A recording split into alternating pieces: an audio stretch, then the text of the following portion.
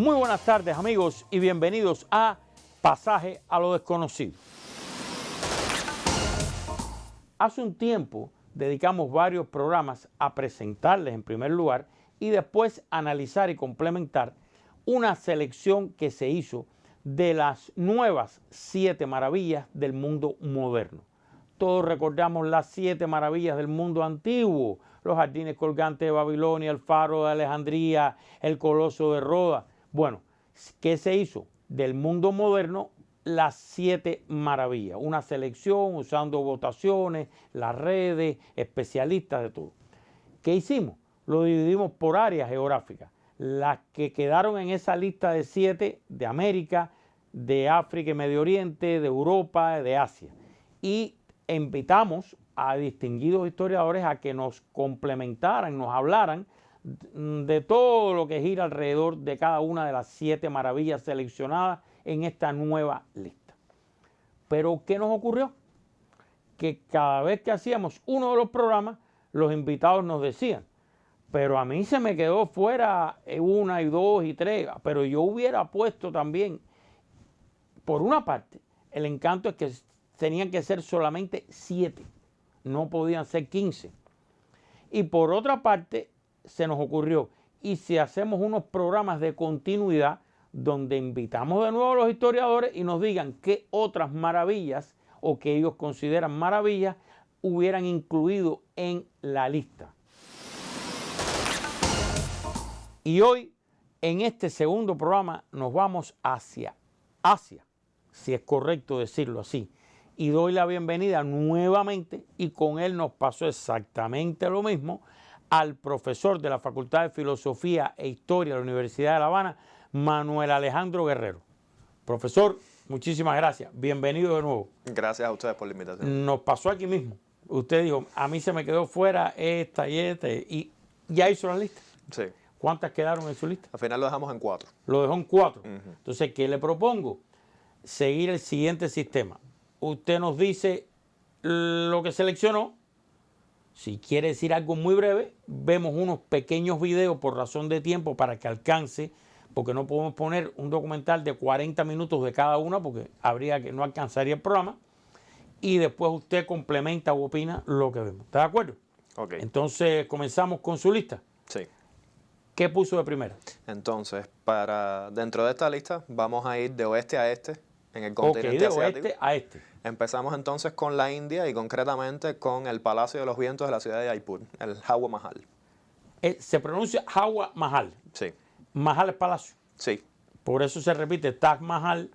Este es Hawa Mahal, Chandra Mahal. O sea, Chandra Mahal. Dentro de la India, en la misma época, hay todo un conjunto de palacios que fueron construidos siguiendo el modelo de una arquitectura ecléctica que mezclaba patrones arquitectónicos del Islam con patrones arquitectónicos del hinduismo. El Hawa Mahal es uno de ellos. Es uno de ellos. Entonces, le propongo que vayamos al video, regresamos y usted nos complementa, ¿de acuerdo? De acuerdo. Pues nos vamos al Hawa Mahal. ¿Lo dije bien? Sí.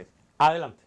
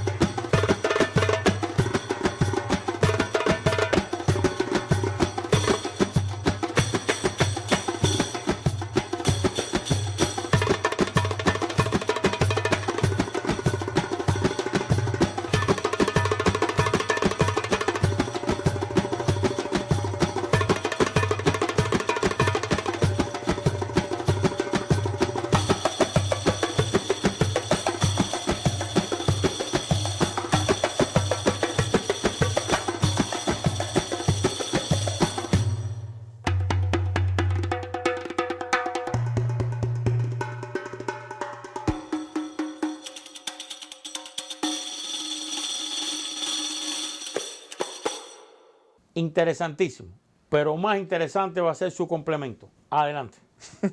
Bueno, como mencioné anteriormente, el Java Mahal se inserta dentro de esta tradición de la arquitectura ecléctica, de una arquitectura que reúne patrones del Islam, que en esta época estaba en apogeo en el subcontinente indio, con patrones de la arquitectura hindú, pero también con todo un conjunto de materiales originarios de esta región para mostrarnos una parte que podemos decir que es la muestra más acabada de la arquitectura india en general. Dentro de esa misma tradición, como mencionaba anteriormente, se inserta el Taj Mahal. La diferencia fundamental entre el Taj Mahal, que sí está incluido en la lista de las 7 nuevas maravillas del mundo, la diferencia entre el Taj Mahal y el Java Mahal es que el Taj Mahal es un mausoleo, no es un palacio.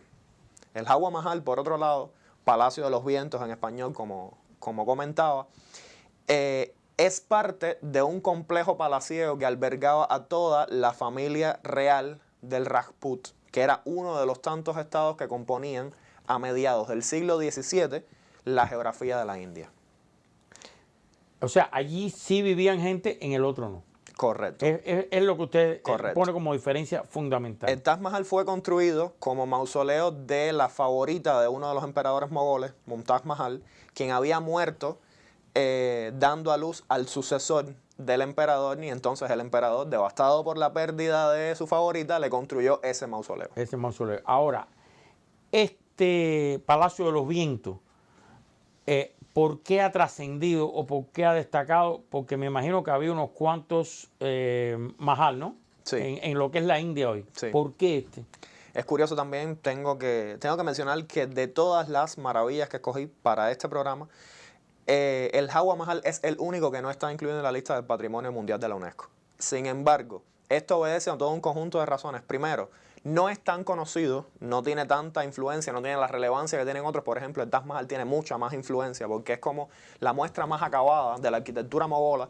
Sin embargo, el Java Mahal, por un lado, no es tan conocido, y segundo, hay muestras mucho más impresionantes dentro de este mismo tipo de arquitectura, tanto en la India como en lo que en la actualidad es Pakistán. Sin embargo, yo escogí específicamente el Java Mahal por la historia que tiene detrás.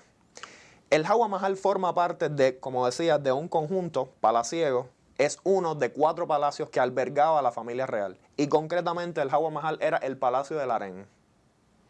La razón por la que fue construido de esa forma, como mencionaba el documental, el palacio por fuera, o sea, la fachada del palacio que da a la calle, tiene la apariencia de la corona del dios Krishna.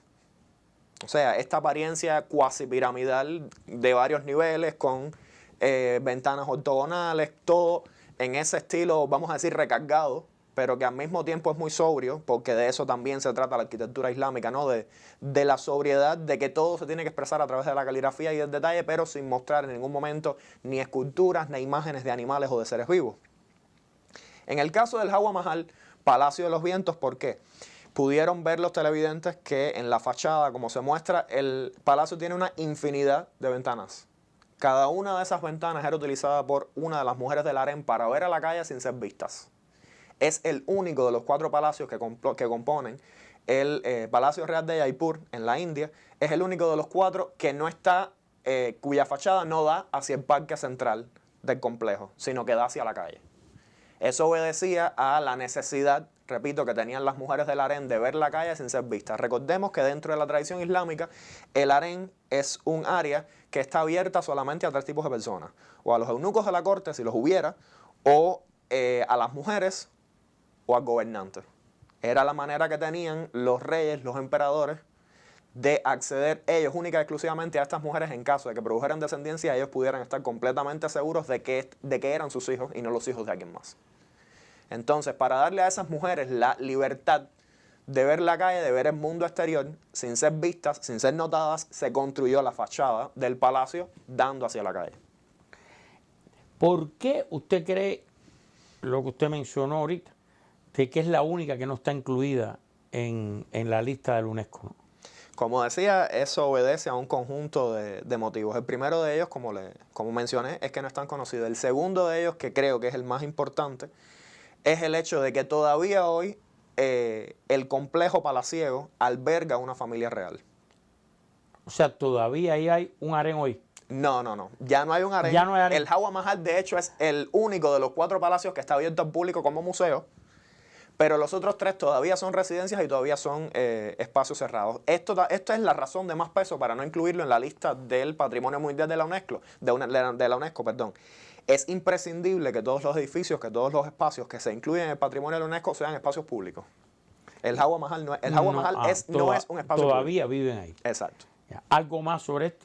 Sí. Ese color que están viendo los televidentes, o sea, ese color entre naranja y rosado, es el color además que le da nombre a toda la ciudad. Jaipur es conocida en la India como la ciudad rosa. No es exactamente rosado, pero pudieron notar que ese color, que es como siena, terracota, ese color proviene de la arenisca, de la piedra que se utilizó para construir el palacio, es también el color que le da, como decía, fama a la ciudad, pero también a todo el complejo. Ese no es el único edificio de ese color, lo que parece más rosado, porque además de la arenisca roja que se utilizó para construir el edificio, se utilizó también óxido de calcio para aclararla y eso le da este color más desvaído. Por eso es que se conoce a toda la ciudad, repito, como ciudad rosa en la India, pero además el Java Mahal tiene la fama de ser uno de los pocos palacios rosados del mundo. Palacio rosado. Entonces es algo a significar. ¿Terminamos con esta primera? Sí, creo que Entonces seguimos con la lista. Adelante. ¿El número 2 cuál es? El número 2, escogí el Borobudur en Indonesia. Entonces, nos adentramos en esta odisea porque vamos a ver como si estuviéramos allí y después nuestro invitado nos va a explicar todo lo que quizás no conozcamos o no vemos a simple vista. Adelante.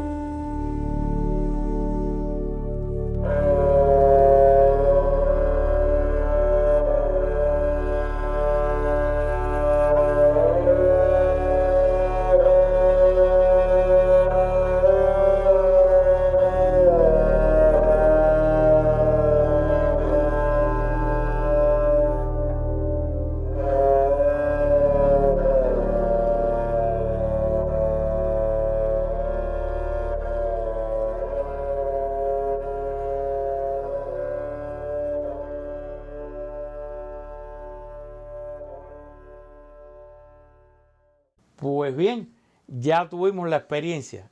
Adelante usted, profesor. Tengo que empezar diciendo que de todos los monumentos que decidí incluir en esta lista, el Borobudur es para mí que tiene la significación, vamos a decir, más personal. Fue un monumento que descubrí gracias a mi tutora y mentora en la universidad. Fue un monumento también que por muchos motivos encuentro profundamente personal debido a mi conexión personal, o vamos a decir, a mis años de lectura acerca del budismo. El Borobudur es una estupa y es un templo, es las dos cosas. ¿Qué es una estupa? Una estupa, dentro de la tradición budista, es un tipo de monumento que alberga las reliquias de un santo budista, de alguno o del propio Buda o de alguno de sus sucesores que alcanzaron también la iluminación. Las estupas son, por regla general, lugares de peregrinación. Es decir, en cada una de las celebraciones del calendario litúrgico budista, los fieles peregrinan a ese lugar, rezan, etc. Pero es a la vez un templo. Y esto es raro. Durante mucho tiempo se pensó que Borobudur era solamente una estupa porque tenía no solamente la forma que suele tener una estupa, todas las estupas tienden a ser o acampanadas o piramidales. Borobudur es las dos cosas. O sea, tiene una forma lejanamente piramidal como una colina, pero en la cima tiene un conjunto de 72 pequeñas estupas junto a una estupa central más grande. Cada una de estas estupas alberga una estatua de Buda, excepto la estupa central que está vacía. Se ha especulado mucho acerca de qué sucedió con la estatua que debería ir en la estupa central. Se rumora incluso que fue el descubridor del templo en 1814, quien durante la documentación o el levantamiento arqueológico, vamos a decir, de todo el yacimiento, sustrajo esa estatua y hasta hoy la estatua está en paradero desconocido. Sin embargo, es mucho menos romántico, vamos a decir, pero más realista suponer que nunca hubo estatua, en la estupa principal. ¿Y por qué? Interesantísimo. Esa es una muy buena pregunta, de hecho. Sin embargo, debemos suponer que si Borobudur es efectivamente una estupa, entonces lo que debe ir en esa estupa principal es una reliquia, que es la que no está.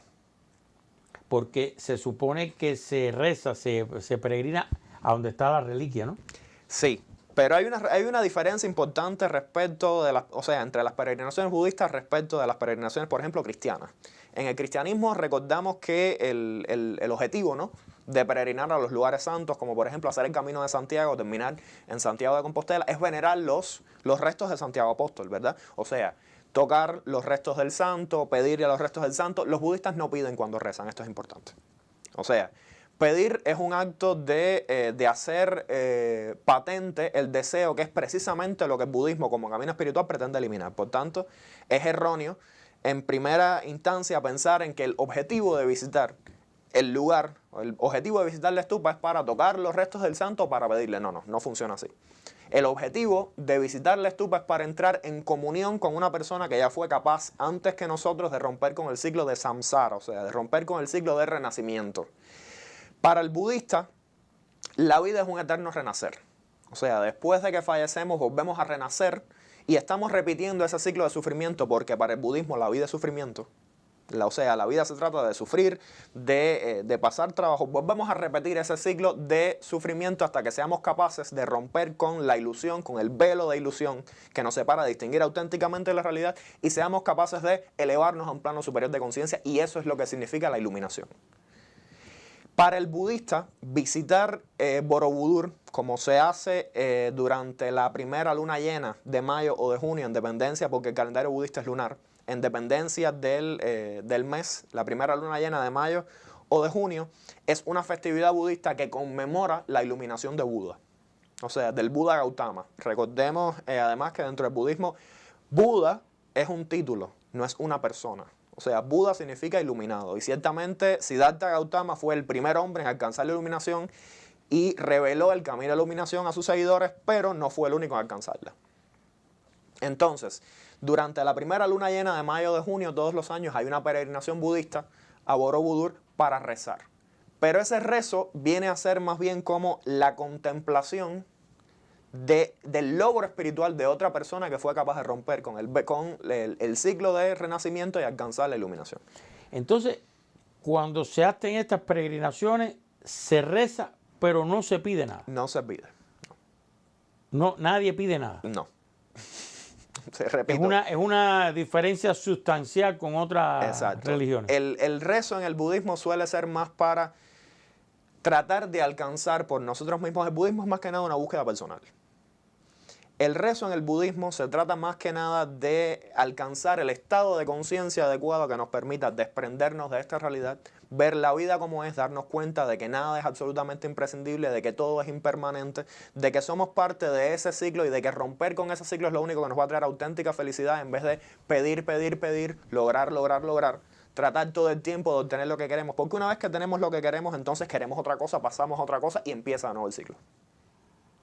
Para el budista es imprescindible romper con ese ciclo, darnos cuenta de que estamos encadenados a una realidad que es, vamos a decir, ficticia, darnos cuenta de cuáles son las cosas que realmente importan, que todo lo que estamos viendo, repito, es impermanente, es temporal, que nada es para siempre y que el deseo o el acto de desear lo único que nos proporciona es sufrimiento. Una última pregunta. Como usted sí tiene que haber pensado en eso, estoy seguro, oyéndolo, escuchándolo ahora. ¿Qué pasó con la estatua? ¿Qué pasó con lo que debía haber ahí? Usted tiene que tener una teoría. A ver. Debe haber muchas. Sí. Ahí deben haber pasado varias cosas y todas tienen que estar relacionadas con el hecho de que Borobudur estuvo cubierto por capas de ceniza volcánica y de vegetación de la selva. Borobudur está en medio de la selva, literalmente, durante un espacio de aproximadamente de 500 a 800 años. Borobudur fue construido entre mediados del siglo VIII y la primera mitad del siglo IX por la dinastía Sailendra, que fue una de las dinastías más importantes del reino de Srivijaya en la isla de Java, lo que en la actualidad es Indonesia. La dinastía Sailendra, que era budista, construyó Borobudur como estupa y como templo. A diferencia de la mayoría de los templos, no tiene espacios de... recordemos que los templos suelen ser techados, con espacios interiores para la adoración, para colocar estatuas. Borobudur no es así, o sea, es completamente espacio abierto. A cielo abierto con las 6 plataformas cuadradas, las 3 plataformas circulares, las 72 estupas y la estupa principal. Durante entre 500 y 800 años, Borobudur estuvo olvidado del mundo. Con el ocaso de la dinastía Sailendra, los monumentos fueron abandonados. Después Indonesia, o lo que en la actualidad es Indonesia, se islamizó a partir del siglo XV y todos los cultos originarios, o sea, todos los cultos hinduistas, todos los cultos budistas fueron descuidándose y a medida que se iban descuidando también los lugares de peregrinación. Todo esto hasta que en 1814 el entonces gobernador británico de la isla, como resultado de una guerra entre Gran Bretaña y los Países Bajos, los británicos ocuparon Java y mantuvieron posesión de Java durante aproximadamente unos 5 o 6 años. Durante ese tiempo, el gobernador británico de la isla oyó la historia de una colina con monumentos en medio de la selva. No era tal colina. Es que Borobudur es tan grande que cubierto por vegetación, cubierto por siglos de ceniza volcánica, parece una colina. Los trabajos de restauración duraron aproximadamente 20 años. Y en esos 20 años se reexcavó todo el monumento, se despejó la selva, todo con el objetivo de recuperar el valor arqueológico, el valor patrimonial que podía tener ese sitio. Después, cuando Java regresó a ser una posesión neerlandesa, y durante todo el siglo XIX, hubo muchas más expediciones arqueológicas con el objetivo de averiguar qué era ese espacio, para qué se utilizaba, cuál era su propósito. Y como parte de todas esas expediciones siempre hubo la misma pregunta. ¿Qué pasó? ¿Por qué la estupa principal está vacía? No se sabe si había una estatua, no se sabe si había reliquias, pero bueno, reliquia puede ser cualquier cosa. Reliquia puede ser desde una parte del cuerpo del iluminado en cuestión que ocupaba esa estupa, puede ser una estatua, cualquier cosa puede haber pasado. Recordemos también que en algún punto entre los siglos XV y XVIII, Borobudur fue un lugar con muy mala fama. Se decía que el antiguo templo estaba maldito y que todas las personas que lo visitaban, o que todas las personas que se encontraban con él en medio de la selva, tenían un destino fatídico. Una de esas leyendas gira en torno al hecho de que uno de los hijos de uno de los reyes musulmanes de Java encuentra a Borobudur, retira una estatua porque le gusta, se la lleva a su casa y muere al cabo de un día. Si la leyenda es cierta, entonces es perfectamente lógico suponer que esa estatua era la de la estupa principal. Esa es la que... Si es que hubo una estatua. ¿Y a qué se sabe a qué palacio la llevó? No. No se sabe. Repito, es solo una leyenda. No, pero bueno, Hay misterios en Teotihuacán, hay misterios en Tikal, hay misterios en los incas, hay misterios en los egipcios, en las pirámides, y ¿por qué no va a haber un misterio más? Pero mire, como usted lo disfruta. Entonces, ¿seguimos con su lista? Sí. ¿A dónde vamos ahora? Bueno, ahora vamos a la ciudad prohibida, en Pekín. Ciudad prohibida. Bueno, de esto sí hay hasta películas de ficción incluso. Así que nos vamos a la ciudad prohibida. ¿Cómo decimos? ¿Pekín o Beijing? Podemos decir cualquiera de las dos. En español, según la Real Academia, lo más correcto es decir Pekín, aunque decir Beijing también es aceptado. Aunque si vamos a decir Beijing, tal vez sería mejor decirlo con la pronunciación china, que es Beijing. ¿Repita? Beijing. Muy bien. ¿Escucharon? Yo no lo voy a decir bien. Nos vamos hacia ahí. El Palacio Imperial de China está situado en el centro de la antigua ciudad de Pekín, la capital del país, y es uno de los lugares más importantes de la historia china, pues además de tener una arquitectura increíble, durante mucho tiempo también fue el centro político del país, simbolizando el poder y la soberanía de los emperadores chinos que residieron allí desde la dinastía Ming hasta la dinastía Qing en 1911.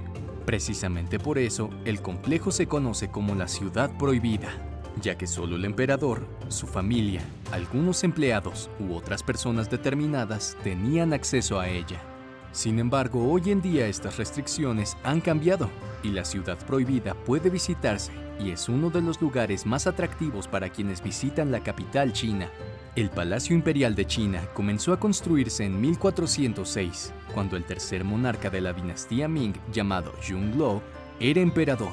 Con 1 millón de trabajadores implicados en la construcción de la fortaleza, las obras no se completaron hasta pasados 14 años, y al finalizarlas surgió un colosal complejo de 720.000 metros cuadrados, 800 edificios y algo más de 8.000 habitaciones repartidas por el enorme complejo. Era una verdadera ciudad situada dentro de otra ciudad y estaba destinada únicamente al emperador, su familia, los funcionarios y algunas personas más. En total, 24 emperadores chinos vivieron ahí. Su arquitectura y decoración son especialmente impresionantes y lujosas. La base para la construcción del palacio fue el Feng Shui, que consiste en un arte clásico milenario chino que, entre otros aspectos, busca la armonía entre los ambientes. Un detalle muy curioso es que el diseño de la ciudad prohibida representa el universo y, por tanto, en honor al sol, sus principales edificios están orientados hacia el sur. También hay otra referencia mitológica reflejada en el edificio. Se dice que las deidades habitarían un edificio compuesto por un total de 10.000 habitaciones y que por ese motivo la ciudad prohibida tendría 9.999 habitaciones, precisamente para que los hombres no fueran iguales a los dioses. Una vez terminada su construcción, el gran palacio quedó aislado. Nadie podría entrar al complejo y había una gran protección a su alrededor. Para proteger el palacio, se levantó una enorme muralla de 3,4 kilómetros de longitud y 10 metros de altura. Además, también para su protección, se construyó a su alrededor un foso lleno de agua de 52 metros de ancho. Así, con todas estas precauciones y con algunas limitaciones, durante 5 siglos la ciudad prohibida sirvió de morada a los emperadores chinos y el complejo permaneció inaccesible, desconocido y restringido a la población. Sin embargo, en 1911, la situación comenzó a cambiar, ya que en ese momento se produjo la Revolución China. Más tarde, en 1925, la antigua tradición del lugar cambió, y el 10 de octubre de ese año, el famoso Palacio Imperial se transformó en un museo y se abrió finalmente a la vista del público. Desde entonces, se ha convertido en un lugar que fascina a las personas de todo el mundo y es uno de los principales puntos turísticos de toda China. Sin embargo, en 1933 hubo una amenaza para los tesoros del lugar, y en ese año, debido a la Segunda Guerra Chino-Japonesa, las piezas de la ciudad prohibida fueron almacenadas y sacadas de allí, siendo llevadas primero a Nanjing y luego a Shanghái. Sin embargo, esta ciudad se vio amenazada y de nuevo los objetos fueron retirados de ese lugar, esta vez dispuestos en 3 lotes diferentes y enviados a distintos lugares. Finalmente, después de tantos esfuerzos por parte del gobierno chino para proteger estas riquezas históricas, las piezas llegaron a salvo a Sichuan. Los japoneses entraron y tomaron la ciudad prohibida, pero no causaron ningún daño significativo en el lugar. Incluso con estos problemas y toda la incertidumbre y el peligro generados por la Segunda Guerra Mundial, los artefactos se salvaron y se conservaron bien. Entre los innumerables ambientes de este enorme complejo destacan algunos. Uno de ellos es el famoso Salón Imperial de la Paz, que era un entorno dedicado a la diosa del agua, llamada Huangwu. También está la Galería de la Armonía Suprema, que se encuentra frente de la Gran Plaza y en un espacio en el que se celebraron ceremonias y audiencias especialmente importantes. También está el famoso Trono del Dragón, donde el emperador se sentaba y anunciaba sus decisiones. Otra sala importante es la Galería de Cerámica, con un total de 429 piezas de cerámica, que antes era una colección de escritos conocida como la Galería de la Gloria Literaria. A su vez, también está el espléndido Jardín Especial, que es un lugar precioso, rodeado de árboles y flores y estaba especialmente destinado a los momentos de relajación. También está el Palacio de la Pureza Celestial, en el que durante un tiempo vivieron el emperador y la emperatriz. Se ha conservado y mantenido un trono en el lugar. El Museo del Palacio Imperial es otra sala importante, ya que contiene más de 1 millón de reliquias culturales. En 1987, debido a su importancia histórica y cultural, la Ciudad Prohibida fue declarada Patrimonio de la Humanidad. En la actualidad, el enorme palacio puede recibir hasta 50,000 visitantes al día, lo que lo convierte en uno de los lugares más visitados de China. Bien, regresamos de... ¿Dónde? Beijing. Esa es la pronunciación. Esa es la pronunciación. Esa es aproximadamente la pronunciación en chino. Yo no hablo chino, pero bueno. Pero ¿eso tiene alguna explicación? Sí, el chino es una lengua tonal. El chino mandarín es una lengua tonal. Entonces depende, lo que uno está diciendo, depende del tono con que lo pronuncia. Entonces la palabra Beijing, lo que nosotros vemos como Beijing, en realidad se pronuncia Beijing. La primera parte sube, la segunda parte baja. ¿Qué otra cosa podemos agregar? Lo más interesante de la Ciudad Prohibida, pienso yo, es el mundo, vamos a decir, íntimo, ese mundo reclusivo, ese mundo separado del resto de la realidad, que era la vida personal de los emperadores. Como dice el documental, la Ciudad Prohibida fue construida entre 1406 y 1420 durante el reinado del emperador Zhongle, el tercer emperador de la dinastía Ming. La dinastía Ming viene a ser algo así como el punto culminante de la civilización china. Fue la última gran dinastía de etnia Han, gobernó entre 1368 y 1644. Después de 1644, las estancias de la ciudad prohibida se convirtieron en la residencia de la dinastía Qing de origen manchú. Entonces, a lo largo de aproximadamente 500 años, la ciudad prohibida fue la residencia de un número, creo que fueron 44 emperadores chinos, entre las dos dinastías. Lo interesante, no deja de ser el hecho de que la ciudad prohibida era en sí misma un mundo autónomo. Los emperadores podían vivir toda su vida, si no eran viajeros, que no es el caso de Zhongle. Zhongle fue uno de los emperadores más dinámicos que tuvo China. Un hombre capaz de viajar por todo el país, supervisar personalmente las obras militares, supervisar el mantenimiento de las obras de irrigación, estar en muchas cosas a la vez. Era todo un hombre de Estado. Sin embargo, la mayoría de los emperadores chinos no eran así. La mayoría de los emperadores chinos nacían, vivían y morían toda su vida en la ciudad prohibida. Sin salir de ahí. Sin salir de ahí. Pero ni siquiera escondidos ni nada, no salían.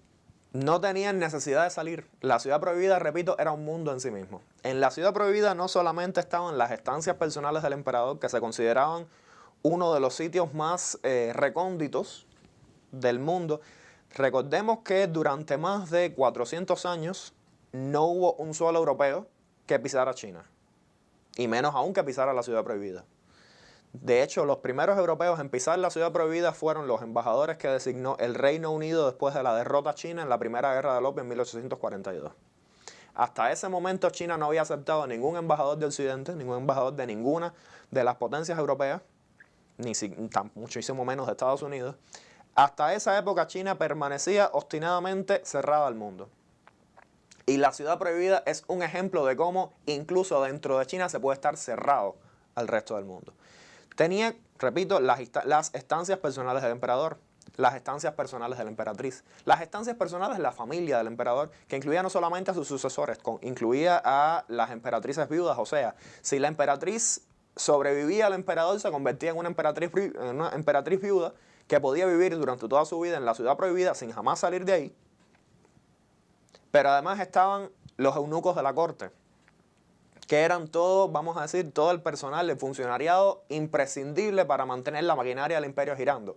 Los eunucos eran los que sabían escribir, los que emitían las proclamas imperiales, los que controlaban el funcionamiento de la administración imperial a nivel más alto, pero eran también los que se encargaban de labores tan comunes como asegurarse de que los caballos de la corte y los establos estuvieran limpios, de asegurarse de que el almuerzo se sirviera en hora, cosas pedestres por ese estilo. Cuando usted dice administración imperial, quiere decir que los eunucos determinaban si se construía en tal provincia tal cosa, que si el presupuesto de tal gobernador, ese tipo de cosas, ¿o no? Ese tipo de cosas. O sea, los eunucos eran los que, especie de primer ministro prácticamente, ¿no? Sí, de hecho, la mayoría de los primeros ministros imperiales eran eunucos a lo largo de la historia. Eran los primeros ministros, el cargo existía. Sí. Y eran eunucos. O sea, los emperadores gobernaban siempre con un consejo privado. Dentro de ese consejo privado había, muy en el estilo de nuestros equivalentes modernos, había un ministro de Estado, había un ministro de la guerra, había un ministro de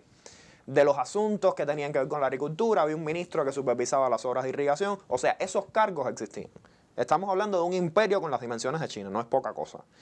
Entonces, todas y cada una de estas personas residían en la ciudad prohibida porque, por supuesto, el emperador tenía que tener tanto a sus consejeros como a sus asesores lo más cerca posible. Si el emperador no era como John Lee, como el emperador que construyó la ciudad prohibida, si era uno de estos emperadores que estaba acostumbrado a pasar su vida en la intimidad de sus cuartos personales, o viviendo con la emperatriz, o viviendo con las concubinas, o escribiendo poesía, o disfrutando de la intimidad de un jardín, si era ese tipo de emperador poco dinámico, entonces todo el gobierno de China tenía que pasar por las manos de los eunucos. O sea, muchas veces los eunucos de la corte tuvieron más poder que el emperador. O sea, que todo eso que usted me acaba de describir, todos esos ministros, ese era el nombre que tenían, ¿no? Ministros, etcétera, todos eran eunucos. Pero no vamos a ser absolutos, vamos a decir que la mayoría eran eunucos. ¿Por qué? De nuevo, el mismo problema de la sucesión. La única garantía que tiene un emperador de que los hijos de las concubinas sean suyos es si los hombres que tienen acceso al palacio son eunucos. ¿Este proceso se llegaba a eunuco o se convertía en eunuco? No, ni siquiera, o sea, no llegabas, te convertían en eunuco. O sea, tú llegabas por X razón, tenías capacidad, tenías condiciones y tenías que convertirte en eunuco. No necesariamente. ¿No? Ojo, no necesariamente. Muchas veces los asesores de confianza del emperador no eran eunucos, pero eso significaba que no tenían acceso irrestricto a toda la ciudad prohibida. Entonces tenía que salir el emperador. Exacto.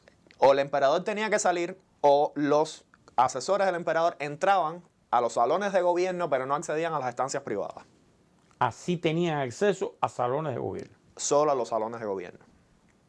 O sea... Ahora, si un ministro era eunuco, sí podía tener acceso a todas partes de la ciudad prohibida. Esa era la diferencia. Bueno, queda mucho, yo sé que queda muchísimo, pero bueno, con la lista, como es una lista y es un solo programa, no nos da para mucho más. Pero muy breve, algo que nos quede de la ciudad prohibida antes de continuar con su lista. La ciudad prohibida también, durante mucho tiempo, permaneció cerrada al cine.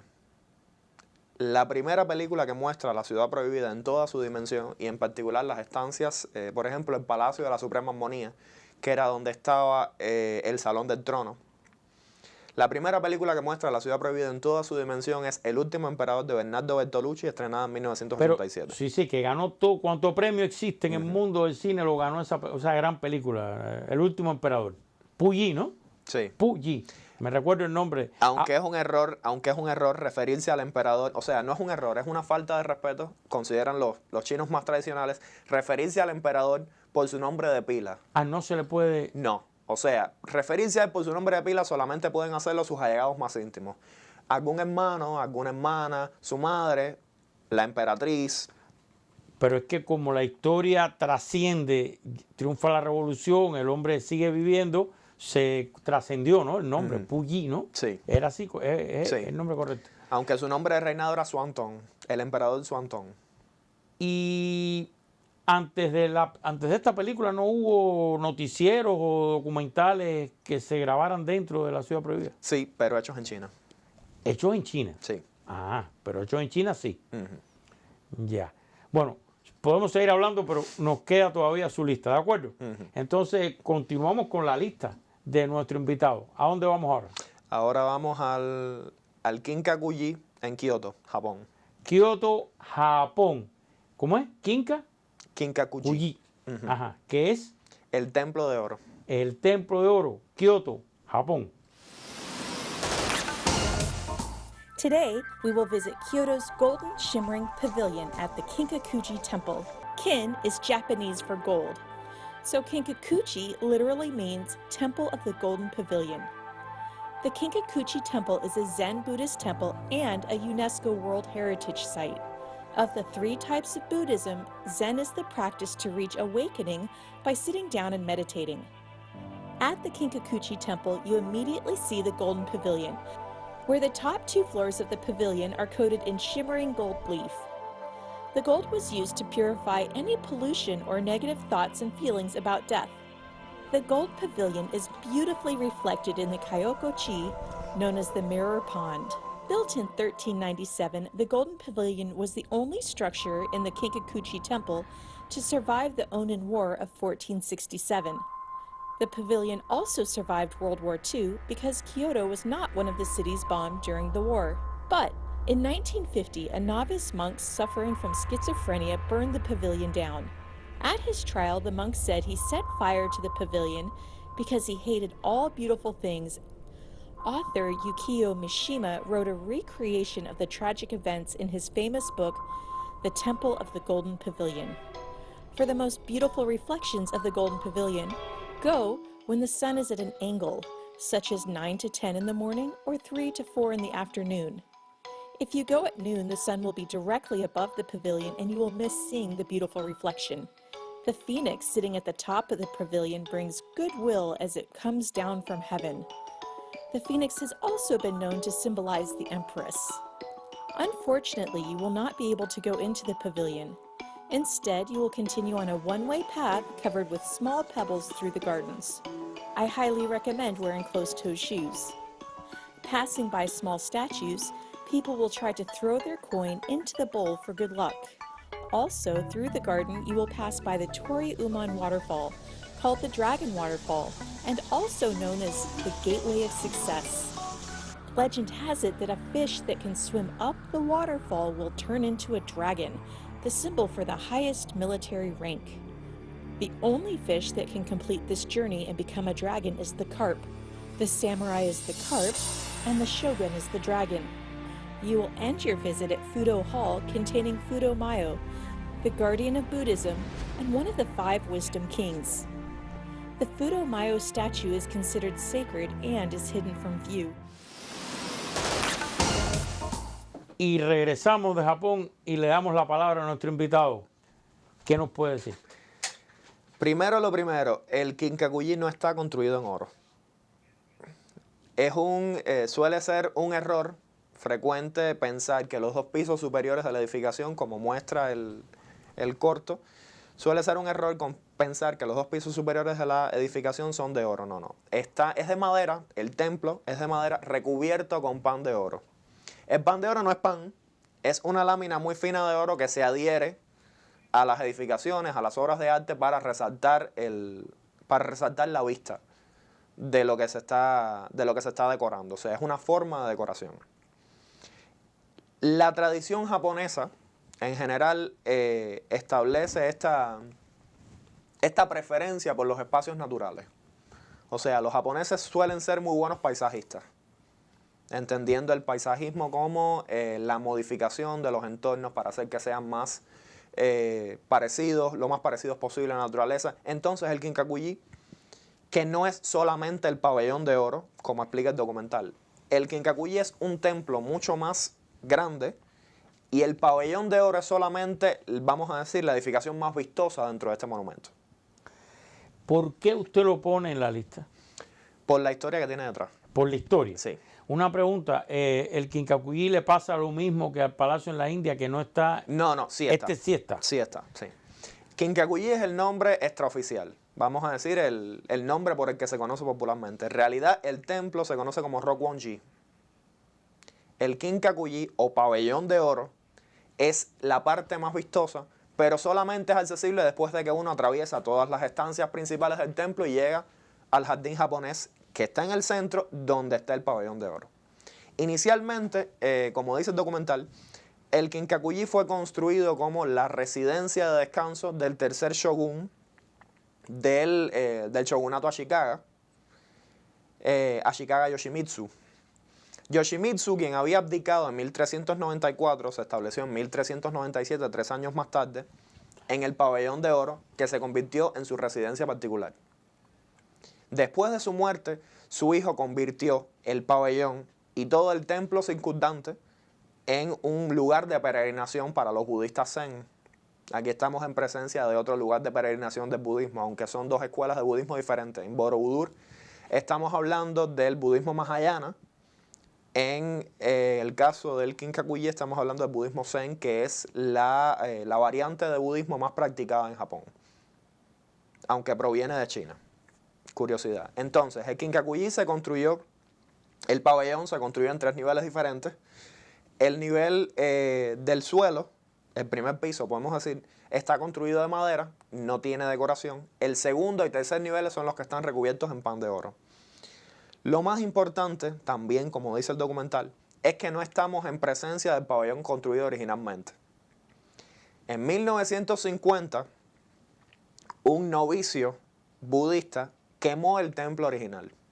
¿Lo quemó intencionalmente? Sí. ¿Por qué? Ok, aquí estamos ya entrando completamente en el terreno de la especulación. No está claro. No. Porque él se inmoló ahí. No se inmoló, simplemente lo quemó. Cuando le preguntaron por qué lo había hecho, dijo que algo tan hermoso, porque odiaba las cosas hermosas, y algo tan hermoso no tenía ninguna razón de ser. No había necesidad de que en el mundo hubiera algo tan hermoso como el pabellón de oro, así que lo quemó. Todas las circunstancias que rodean a esa decisión, que rodean a esa persona, son ficcionadas por el escritor japonés Yukio Mishima, ganador del premio Nobel, en su novela El pabellón de oro. Ah, viene por ahí la historia. Yo no he leído la novela, pero por ahí viene la historia. ¿Y tendrá algo que ver con aquel Japón devastado que quedó después de la guerra?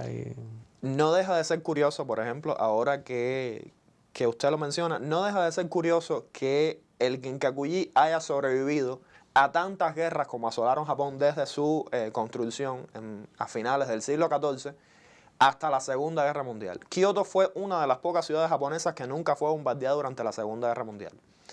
Los bombarderos estadounidenses siempre recibieron órdenes directas del más alto mando militar de no bombardear Kioto. Y esto obedece al hecho de que Kioto, desde tiempos del periodo Nara, finales del siglo VII de nuestra era, desde el periodo Nara, periodo Heian, Nara era el nombre de Kioto en aquella época. Heian era el nombre de Kioto en aquella época, por eso es que se llama periodo Heian. Desde el periodo Heian, finales del siglo VII de nuestra era, Kioto ha sido la capital histórica de Japón. Tokio se convierte en la capital de Japón solamente en 1868, cuando el emperador Meiji traslada su residencia desde el Palacio Imperial de Kioto hacia el Palacio Imperial de Edo, que se rebautiza Tokio en esa época. Entonces, estamos hablando de una ciudad con un tremendo valor patrimonial.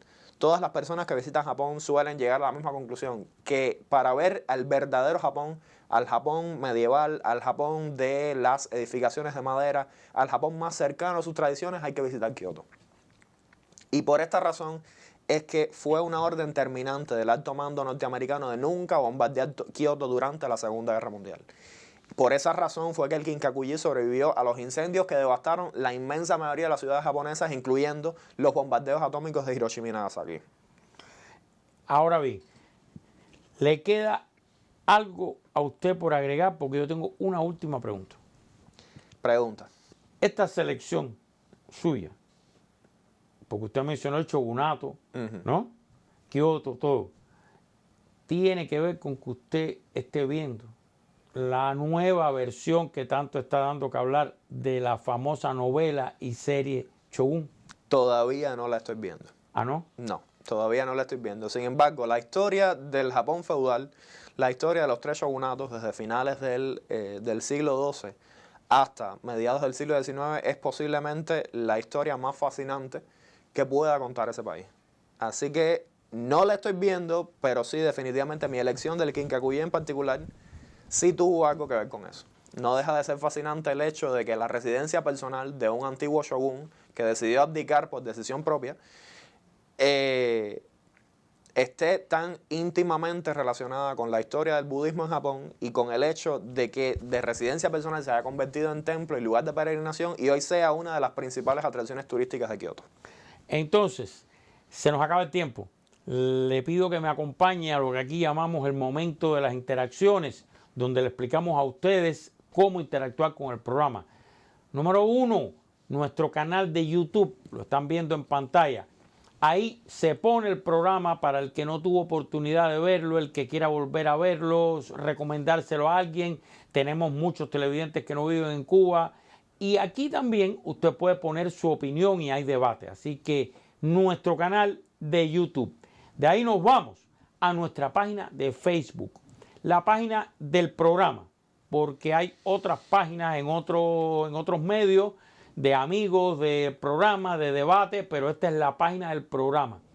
¿Y por qué es tan importante para nosotros? Porque ahora usted, desde hoy domingo hasta el próximo sábado, puede entrar y allí en el espacio dedicado a este programa poner sus preguntas, sus opiniones, todo lo que quiera. ¿Por qué?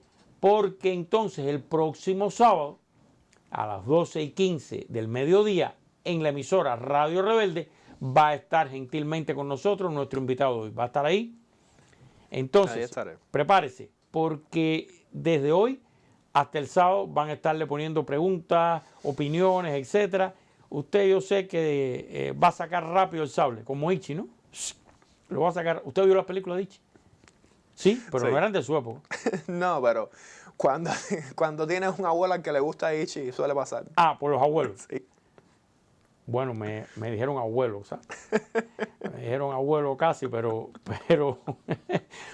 sí las llegó a ver. Sí. Las películas de Ichi. Ichi, Tangesasen, esa no las vio. No, o sea, solamente las de Ichi, porque además, para un niño de 5 o 6 años hay toda una mística alrededor del samurái, en particular alrededor del hecho de que un ciego puede ser espadachín. La mosca, al principio de la película. No, eso es otro tema. Entonces lo espero sábado, 12:15 del mediodía en Radio Rebelde. Va a estar usted ahí y ustedes, amigos, recuerden, pueden mandar su pregunta o llamar directamente al programa en vivo, que ahí gentilmente nuestro invitado responderá. Lo espero ahí. Ahí estaré. Muchísimas gracias.